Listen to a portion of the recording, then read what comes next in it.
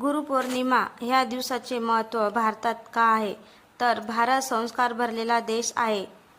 भारत संस्काराने भरलेला देश आहे. अनेक संत महात्मा यांनी या देशाला आदर्श संस्कृतीचा मान मिळवून दिला आहे.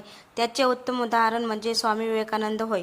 साऱ्या जगाला बंधू आणि भगिनी म्हणणारे स्वामी विवेकानंद हे भारतातील संस्काराचे प्रभावी व्यक्तिमत्व होते.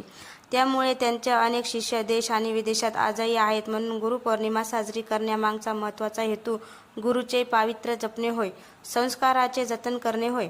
आपल्या देशाला संतांची भूमी म्हणतात. या भूमीतील संस्कार आज जग स्वीकारत आहे. संस्काराच्या बाबतीत भारत महासत्ता म्हणायला काही हरकत नाही. त्यामुळे भारताचे अनेक राष्ट्र मित्र बनले आहेत. त्याचा परिणाम म्हणजे गुरुचे महात्म्य आहे. आपल्यावर संस्कार करणारे आपले आई वडील, शिक्षक, संत, आदर्श महापुरुष हे उत्तम गुरु आहेत. गुरु जीवनात असावा.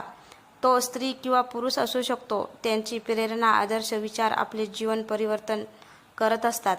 छत्रपती शिवाजी महाराज, छत्रपती शाहू, संत तुकाराम, ज्ञानेश्वर माऊली जे आज खऱ्या अर्थाने गुरु आहेत.